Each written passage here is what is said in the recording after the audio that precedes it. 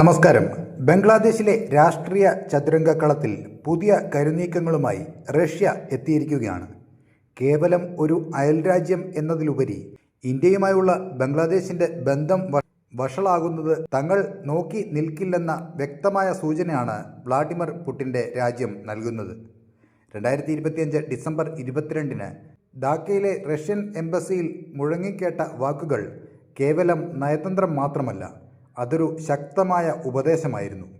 The sooner the better. എത്രയും വേഗം ഇന്ത്യയുമായുള്ള പ്രശ്നങ്ങൾ പരിഹരിക്കുന്നോ അത്രയും നല്ലത്. ഇതായിരുന്നു റഷ്യൻ അംബാസിഡറുടെ വാക്കുകൾ. ഇന്ത്യയുമായി മുമ്പെങ്ങുമില്ലാത്ത വിധം ബംഗ്ലാദേശ് അകന്നു നിൽക്കുന്ന ഈ സാഹചര്യത്തിൽ റഷ്യയുടെ ഈ നിലപാട് ഇന്ത്യക്ക് വലിയൊരു നയതന്ത്ര വിജയമാണ്.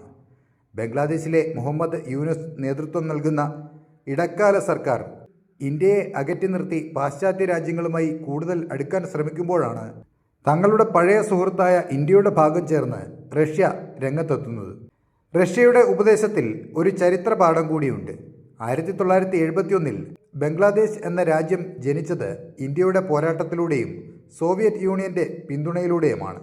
ഈ കടപ്പാട് ബംഗ്ലാദേശ് മറക്കരുതെന്ന് അംബാസഡർ ഖോസിൻ പരോക്ഷമായി ഓർമ്മിപ്പിച്ചു.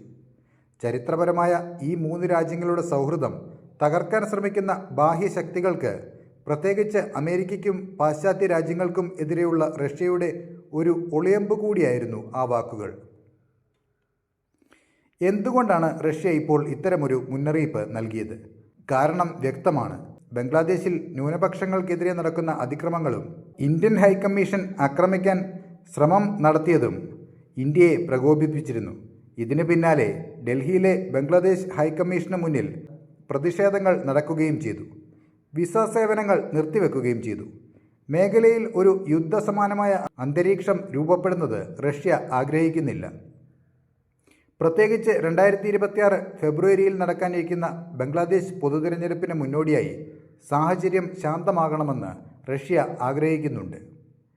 ഇന്ത്യയുമായി എന്നും ചേർന്നു നിന്നിട്ടുള്ള റഷ്യ തെക്കൻ ഏഷ്യയിലെ സമാധാനം നിലനിർത്താൻ ഇന്ത്യയുടെ സാന്നിധ്യം അനിവാര്യമാണെന്ന് തിരിച്ചറിയുന്നുണ്ട്. ബംഗ്ലാദേശിലെ പുതിയ ഭരണകൂടം ഇന്ത്യയെ ശത്രുവായി കാണുന്നത് ആത്യന്തികമായി ബംഗ്ലാദേശിന് തന്നെയാകും ദോഷം ചെയ്യുക എന്ന സത്യം റഷ്യ വിളിച്ചു പറയുകയാണ്.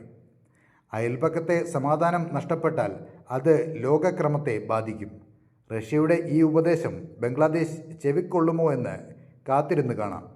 അതോ പാശ്ചാത്യ രാജ്യങ്ങൾക്ക് വഴങ്ങി ഇന്ത്യയുമായുള്ള ബന്ധം കൂടുതൽ വഷളാക്കുമോ എന്നും കാത്തിരുന്ന് കാണാം. അപ്പോൾ മറ്റൊരു വാർത്തയുമായി വീണ്ടും കാണാം. നന്ദി.